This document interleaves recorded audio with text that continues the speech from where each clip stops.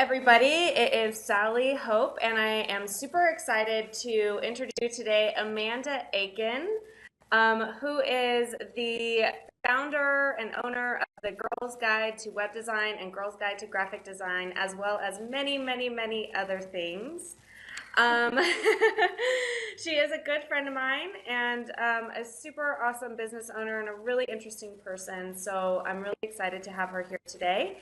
And some of you have already been introduced to her, so I know that a lot of you are really excited about this interview and you have some questions specifically for Amanda. I just want to say really quick, I wrote down a bunch of questions for Amanda ahead of time. So if you see me looking over to the side of the computer, it's because I don't want to forget any of the questions that I asked her and any of the questions that you guys have for her. So if I'm doing this, that's what that is.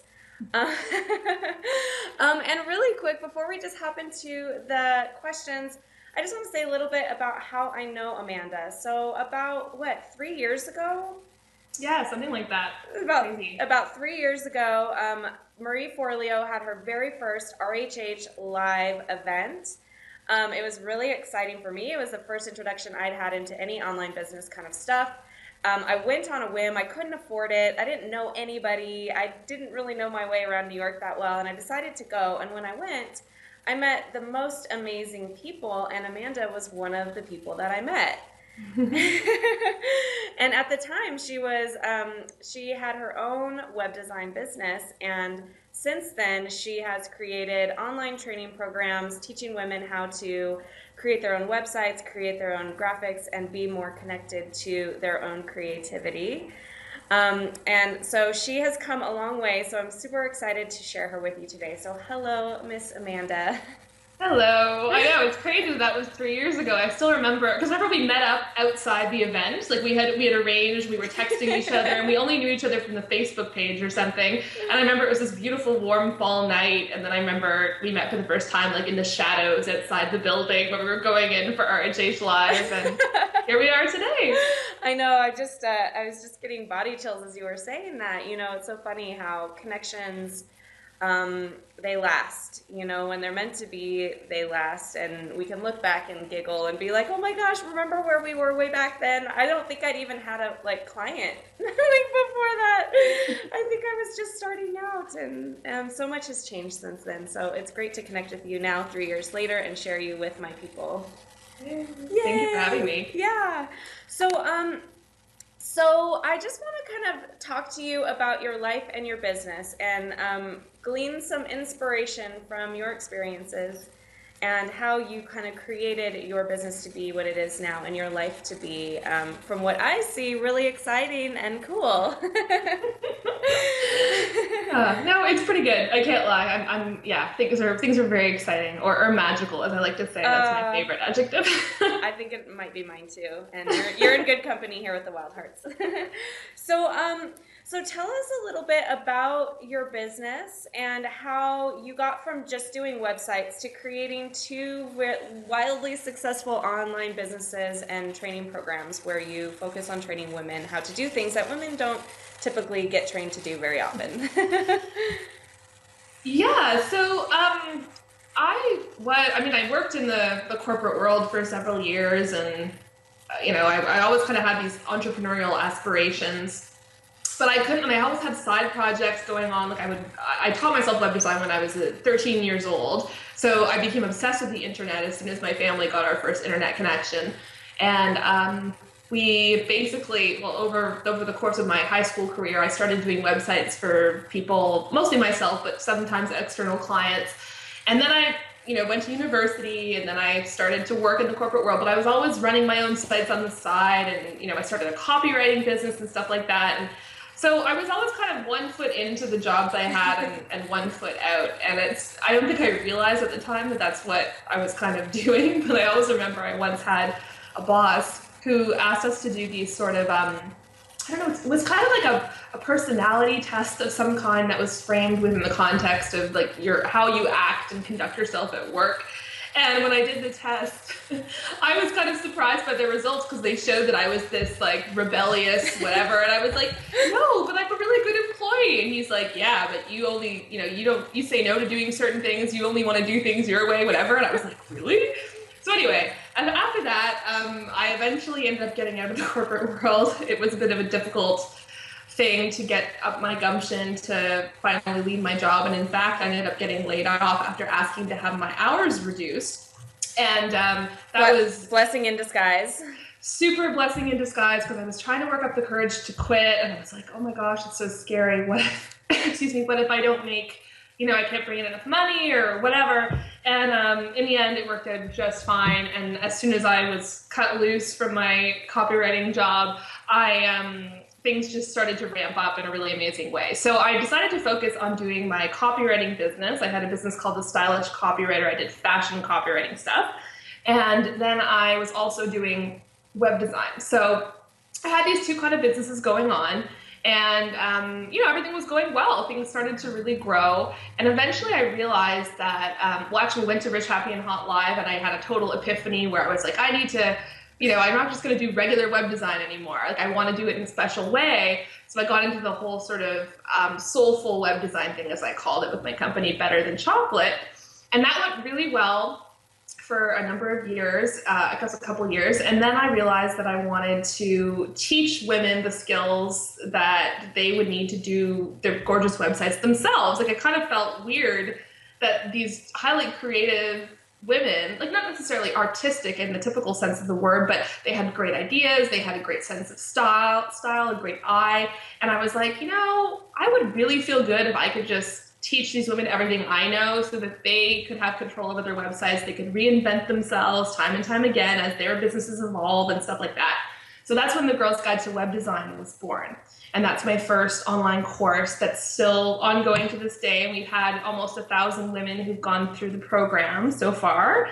And yeah, so that kind of was the impetus to create my first online course. I was really I felt this sort of calling, I guess, to be empowering others more than just having them have to come to me. And of course, I like the idea of being able to reach a lot more people too, because one-on-one work is amazing, but it's just you and one other person. And if you have, hundreds of students, it's just so exciting to see what everyone ends up doing with, the knowledge that you give to them and see how empowered they are and how they realize, oh, I really can do this stuff that I used to think was so technical and intimidating and that kind of thing. So, yeah. So when you were in the corporate world, could you have seen that this is where you would end up?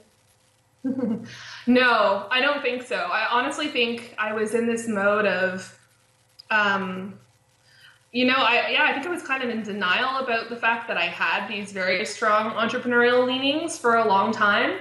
I used to want to be editor-in-chief of a magazine. That was my big goal. And then I ended up working with magazines. I was doing translation work and copywriting work with sort of fashion and beauty magazines here in Canada.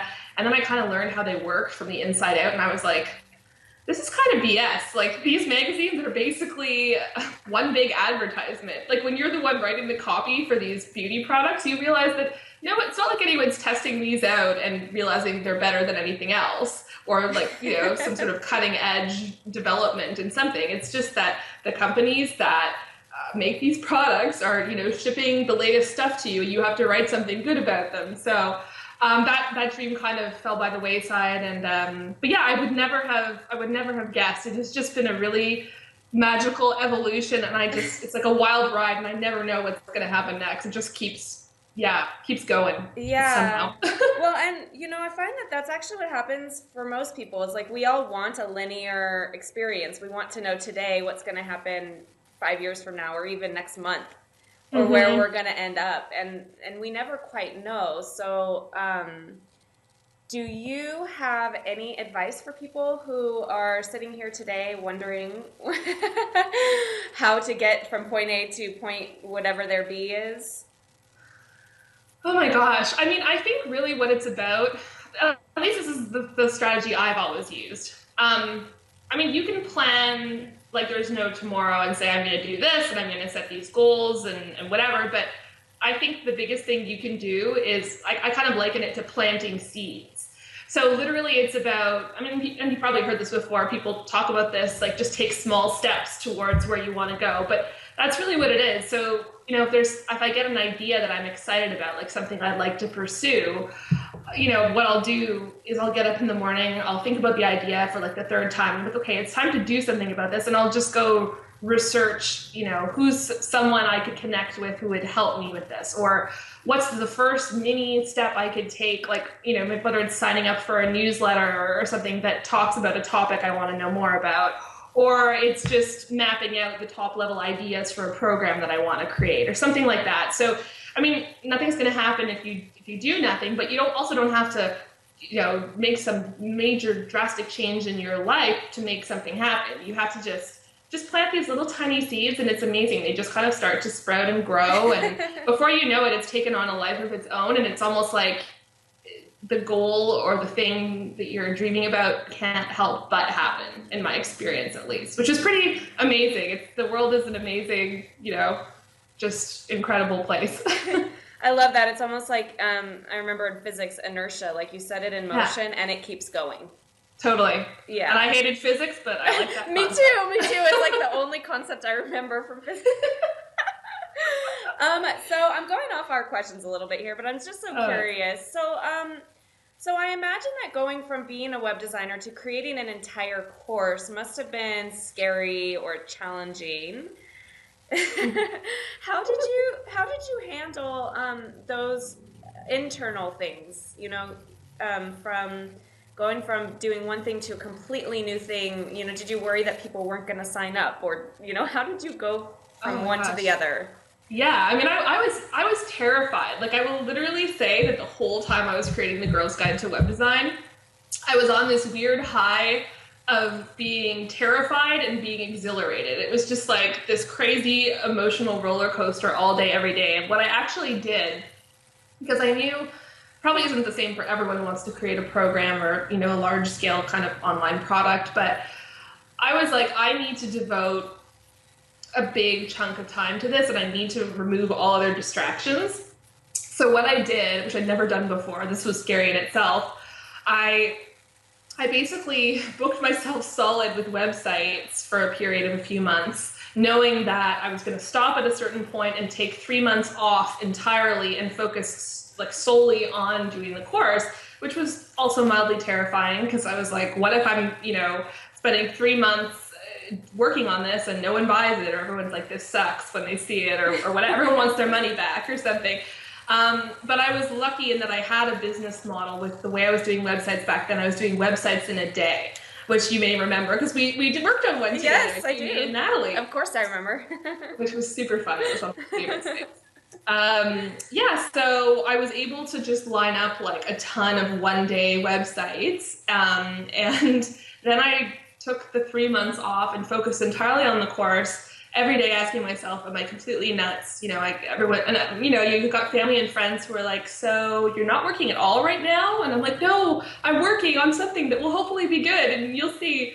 Anyway, and then when it comes time to launch, like, it was definitely scary. I remember, like, it was so exciting though at the same time, because you're just literally sort of on the edge of your seat, when you open up the sales page. Just like this moment, my sister was helping me actually with the course at this stage, and we were standing there, and she brought over a bottle of champagne on the day that we were going to open the cart for enrollment for the Girl's Guide to Web Design, and we were standing there, and it was like we sent out the email saying enrollment is open, and we started literally in real time watching the sales come in, and it was the most like emotional, incredible thing. I cried. I was like, I can't believe this. Like, this is happening. This is real, and yeah, so it really, that gave me so much confidence in the fact that this type of stuff is doable. Like, if you are kind of coming from this place of really wanting to help people and doing something that's new and unique, which I know so many of your Wild Heart ladies are all about,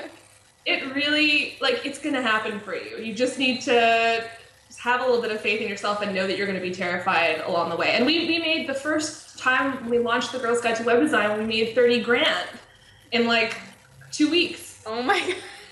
So it was great. And now we launched our new course, The Girls Guide to Graphic Design, which is my new course. So to give you an idea, we then decided that we were going to do another course. Well, I did really. We have some amazing team members, but um, they usually tell me to just calm down and stop coming up with all these new ideas. But I'm like, no, we have to do a new course. So The Girls Guide to Graphic Design is our new one, and that was my first six-figure launch. So we cracked Oh my $100,000 God. with that. So like this whole online course thing, like it's so, I just think it's such a wonderful way to help people reach people and just, I mean, it blows me away every time I think about all the amazing stuff that's happened because of these two courses. Like I'm just so happy to be connected to all these students, all these amazing women, and every time we have a great launch like this, it allows us to invest more money in new exciting projects and things. So anyway, so it's all possible. It's definitely scary every step of the way, but that's kind of part of the fun. Well, what would you say? And I know it's a bit like trite to have to narrow it down, but what do you think the secret of your success with these programs has been?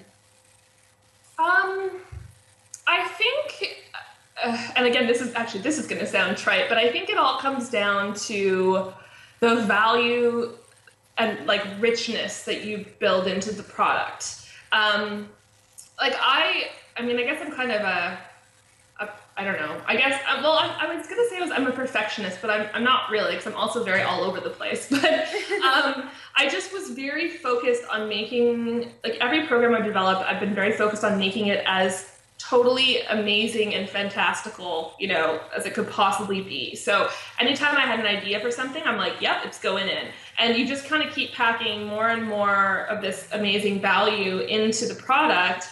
And I think, and then it comes down to actually making sure people understand that all that stuff is in there. So it's really just about creating something that is so irresistible because it's going to be so helpful and of service to people that they just get so excited when they read the sales page. It's not about creating a sales page that talks about the product and blows it all out of proportion. It's about literally delivering, like thinking of an idea like, oh, it'd be so cool to put this in the program or this in the course, and then being like, well, I'm going to do it.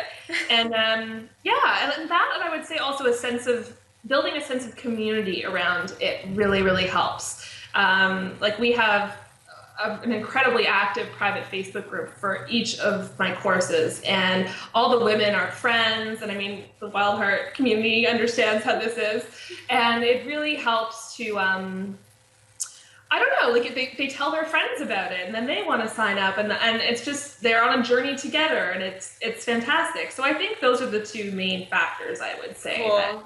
And I think what I heard that kind of is at the heart of it is coming from the place of really wanting to help people and really want to provide amazing content that will then help them. Yes, for sure. Like one of our main words is really the empowerment thing. I think I've said it 5 times since we started talking. And because I think people can tell when you're trying to deliver something to them that is honestly going to enrich their lives in amazing, magical ways versus, just creating an information product for the sake of creating an information product, like a PDF or something that's just, oh, I have this expertise and maybe I'll package it into something and whatever. So I really think it comes down to, like, I always say, for me, yes, I teach women web design and graphic design, but that's kind of secretly not my real mission. Like, my real mission is to empower women with the skills they need to get their ideas out into the world and transform their lives. So it just so happens that the method I'm teaching is, code and graphics, for example, and WordPress. So I think you just really need to, if you're thinking of offering something, you really need to, oh, the lighting's getting really weird in here. I just realized. Anyway, I'm by the window and it's all, you just need to tune into, like, what is your service-based, really deep mission? And as long as you create and you promote and you market and you communicate from that place, it's all going to fall into place, I think. I love it. Thank you for sharing all that. My pleasure. So I actually wanted to skip down a little bit to a couple questions we had from the girls in the group. Sure. Yeah, so let's see. Okay, so what specific tips do you have for people who want to create passive income with online courses? Okay. So the first thing I would say is that, I mean, sort of passive income is this kind of buzzword that people talk about a lot. I mean, I suppose there are people who are out there truly with true passive income where like they create something once and that's it. They never have to lift a finger again and it's generating money while they sleep. I will say that for the Girls Guide to Web Design and the Girls Guide to Graphic Design, it has been, I mean, it's never been truly passive in that every day I'm always thinking of new things we can add to the courses, new sort of ways we can structure things to make it easier for the students and more fun for the students and that sort of thing. So the first thing I would say is, I mean, I'm not saying like get rid of your idea that it could be truly passive, but I think that if depending on what it is that you want to teach people or help people with through your online course, you really want to make sure it's something that you're deeply connected to and passionate about, and then it will make it okay that it's not truly passive and that it does become an everyday creative act. I would also say that, well, I guess it was more passive because we tried a few different things. So we've had it so that the courses were, or at least the Girls Guide to Web Design was available for purchase at any time. So it was just constantly open for enrollment and people could sign up whenever they wanted. And that was more of a passive thing. Actually, I almost forgot about that. That's true. So for a while, I would wake up in the morning and there would be a sale here, a sale there, but it wasn't, I think I found that overall it has worked better for us to have enrollment periods where enrollment will be closed and then we'll open it and do a whole sort of marketing campaign surrounding the launch and let everyone know that they can only enroll until day X. And it's not about trying to trick people into spending their money now and that sort of thing. It's just about the fact that literally humans, it's just human nature. Like if you know you have access to something forever, it's much easier. Like you could sign up next week or next month or next year.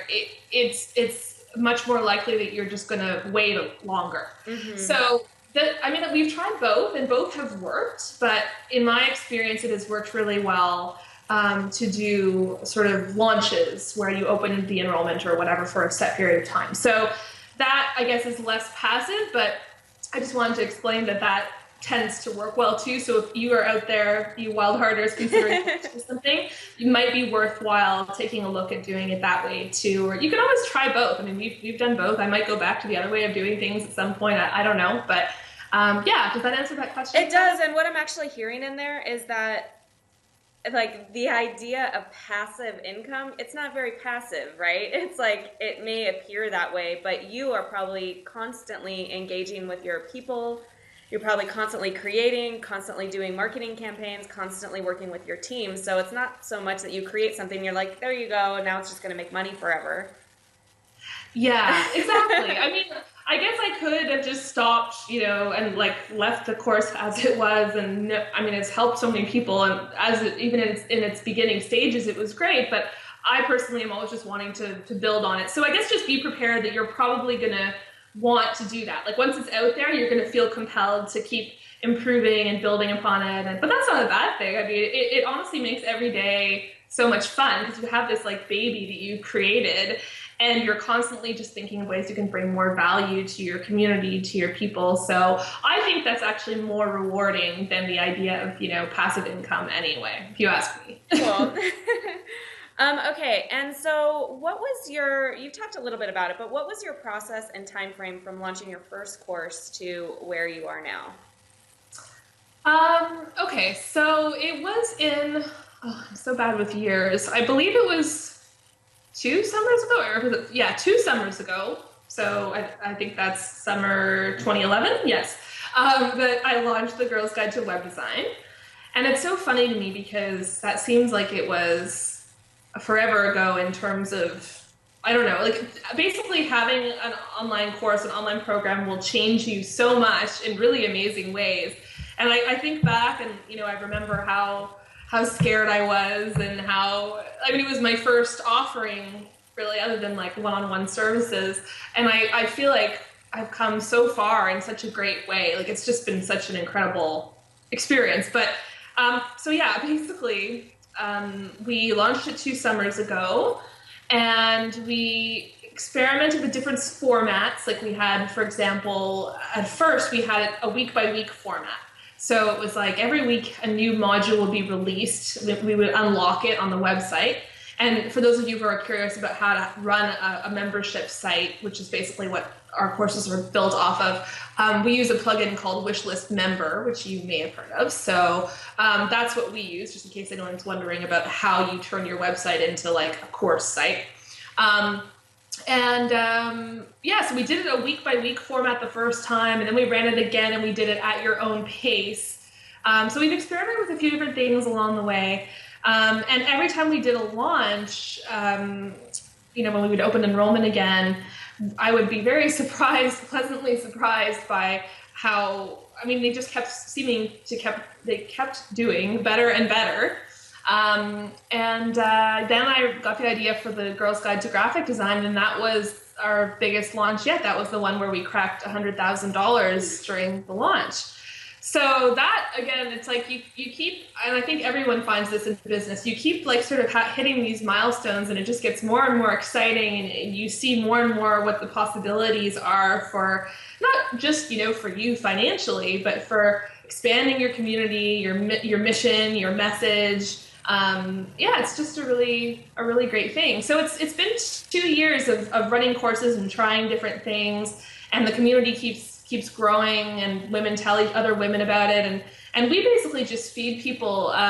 Like I have on the Girls Guide to Web Design site, which we're overhauling right now, I have just an opt-in there where I have developed a series of tutorials that women can sign up for free, and then they're on the email list, and that's basically how we've grown the email list. That and that's the email list we promote to when we say we're doing the course and enrollment is reopening. Do you want to join us? And we also created something called Creative Courage, which is a free workshop, a free online workshop. It's a 5-day adventure in visual branding and deciding kind of what your vision is for this idea or this movement or this business or project you want to start and bring into the world. And that has been a really fantastic way to help people find out about us. And yeah, so it's been a lot of email stuff.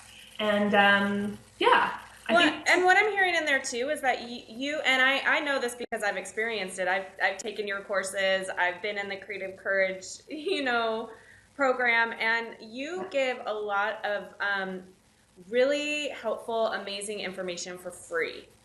So you put a lot of time and effort into making sure your free content is extremely valuable. And I imagine that helps people to feel really awesome about buying your higher end products when they're like, oh my gosh, well, if she gives me all of this for free, I can only imagine what, $500 will get me.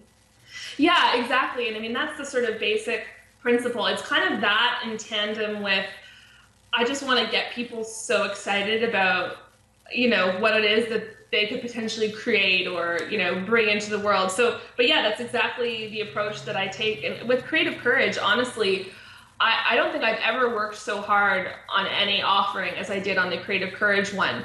And it was totally free. And I think it's Denise Duffield Thomas who talks about this and talks about giving up your best stuff for free. And I was kind of like, I was really working myself into the ground with Creative Courage, to be honest, when I was working on it. Like I missed a friend's bachelorette party. I was getting sick because I was staying up really late working on stuff, and I was just very committed to it. But I remember thinking, like, am I totally nuts for doing this? Because this is a program that I'm creating and giving away for free that I could probably be charging, $500 for or something.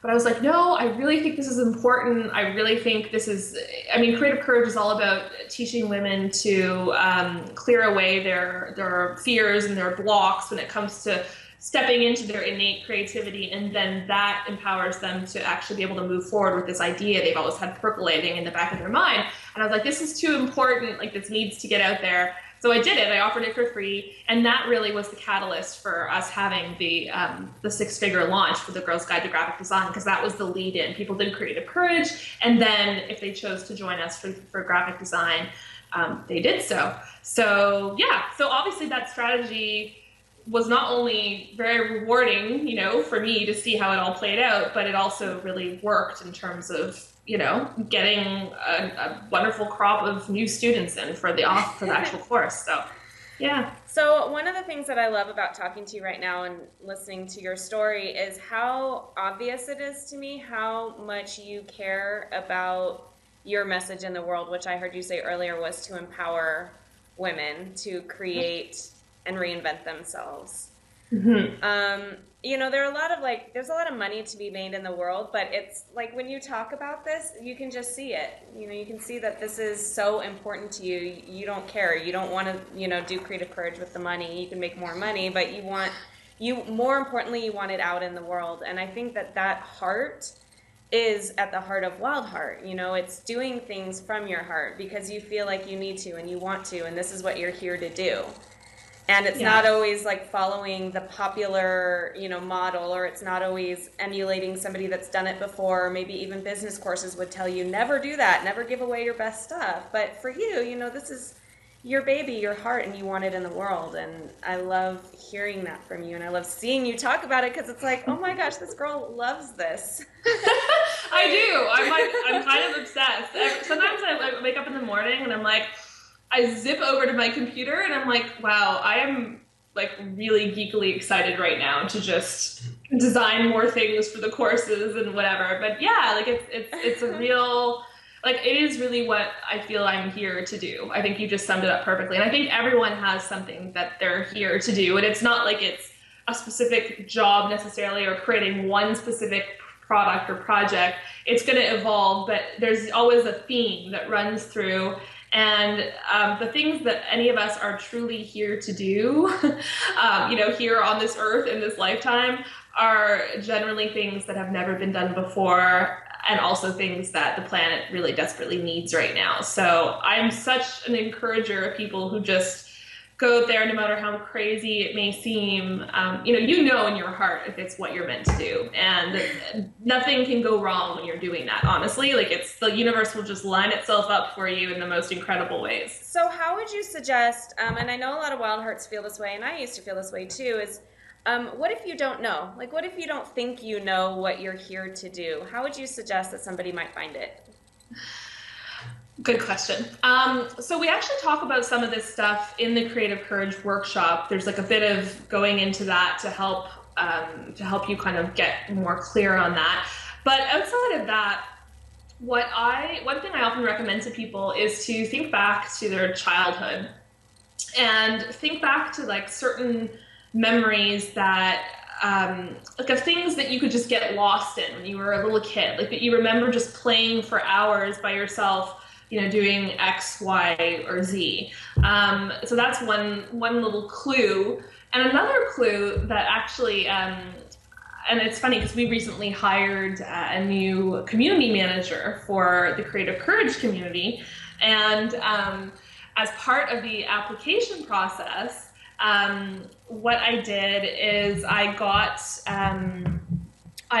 the ladies that were sort of in the running to read this article, this blog post that talks about what would you do in your life if there were no external rewards or nothing to be gained, but what like super like obscure, or not even necessarily obscure, but like what topic would you just devote your life to if there was no such thing as money, you didn't have to pay the bills, you didn't have to whatever, like what would you love to just permanently just explore in like a super geeky kind of way. And I asked the girls who were in the running for the position what they would choose, and I think it's a really powerful question. Like if there were no external rewards, what would you just be super passionate about devoting your life to? And then it's really what brings you joy, and I think a lot of us are a little bit disconnected from that, but just thinking about that question, it's kind of this sort of what's the word, almost like it got this sort of like sinful feeling to it, almost. It's like, ooh, like what would I do if I could just do anything and I didn't have to worry about money? And for me, for example, it's like I am very passionate, like I'm super interested in all things extraterrestrial. So like that would be my thing that I would do, like that in combination with like empowerment of women and all that sort of stuff and creativity. Like you might have a few different things, Well, yeah, but I think it's an interesting that's question. actually a really good point because I was thinking when you were talking, I'm like, what would I choose? And I'm like, I would just dance. Like I would go like I would do like country two-step and dance. So I'm like, how would I translate that into a business? Like if I'm trying to like think of what my purpose here on the world is, like how does that fit in? So do you have any suggestions on like how do you bring your extraterrestrial, thing in? Like how does that play into empowerment and what you're doing? Right. Well, I'm such a proponent of people starting online courses. Like, I think the whole educational, like online education movement, or I don't really want to call it an industry, but movement is such an incredible one. And that's why I think it's really cool because no matter how weird or wacky that like passion or interest of yours is, you can actually turn it into something profitable that you can, that will finance your life, like living. um, if it's a course, like for example, I would buy a course, Sally, two-stepping. We've had this conversation. Honestly, I have this weird, I've never been to a country music bar. I've always wanted to go. And, we've talked about, I'm like, I should come visit you and we should go out and do this. But what if I, can't go right now to Montana? Maybe you could create a course and I would learn in the comfort of my own home and you could give me like recommendations for cool cowboy boots and things like that. So I do think that no matter how wacky your passion or interest is, there are other people in the world who are interested in it. And if you create a course about it, it's often a really great way to leverage your own personal, like, wacky interests and joyful, whatever it is that you love to do. So I'm always telling people, like, create a course, create a course. And for me, for example, for the extraterrestrial thing, I'm actually getting ready to and it's funny because obviously like when I say that, that's pretty much the weirdest thing anyone can be into. Like it's the last thing that you know what I mean? Like if someone says to you, like, oh, so and so, believes in aliens and whatever. Everyone's like, whoa, that's really weird. But I'm actually realizing that this is something that I've had experiences in my life where I actually have seen things and actually had communication, believe it or not. And I am like, you know what? I'm just going to explore this fully. And I actually am working on a new course that talks about the unseen world, and that's going to be part of it. Whoa, lady, So awesome. there's an example. So yeah. Anyway, that's what I would recommend. Go for the online courses and just follow whatever wacky thing it is I that love lights you it. up inside. So, one last question before I ask you the final question about where we can find you and everything like that. So, what does a wild heart mean to you? What does wild heart mean to me? I would say it's about getting to know who you are at soul level, like understanding the unique, shimmering being that you are at soul level, and then living that with wild abandon, I would say. And Ooh, I love yeah, it. Oh, I just got chills. Thank you, lady. Thank you so much for being here. So, why don't you tell us? Um, you just mentioned you're creating a new course, so tell us what you have on the horizon, and tell us where we can find you, and how we can partake in what you're offering on this planet. sure. So, okay, so I've got several websites.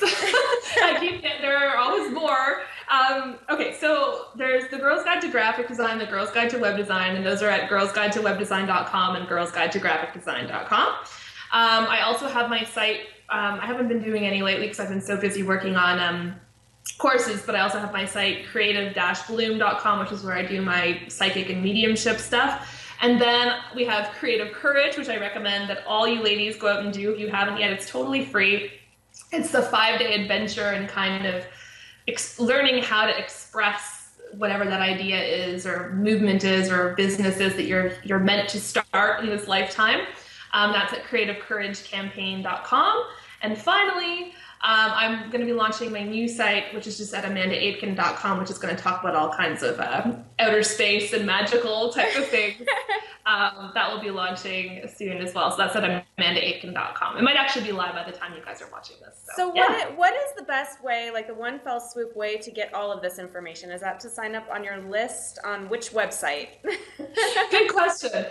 Well, basically, okay, this is what I would say. I would say to go to creativecouragecampaign.com and enter your name and email there, and that will ensure that you are kind of on the general catch-all list for anything that I'm releasing or doing. Because those people who come in through that list, and hopefully you guys will be some of them, tend to be these really awesome, like open-minded kind of women, and they're just excited about anything that I kind of throw at them. So yeah, that's what I would suggest. Probably the best sort of clearinghouse place to go. Cool. Thank you so much. And just on closing, like one sentence of advice for the wild heart. So if they want to live their wild heart, find out who they truly are and live that life with reckless abandon. I don't know if that's what you actually use, but that's what I heard. Pretty much. Wild abandon. What's your advice for them? To always remember that the universe is more magical than you ever dared believe, and to insist on that magic every day. Oh, I love it. I love you. Thank you so much for being here with us today, lady. Thank you. And I look forward to sharing you with all of my people. Yay. Thanks, Sally. Bye, Wildhearters.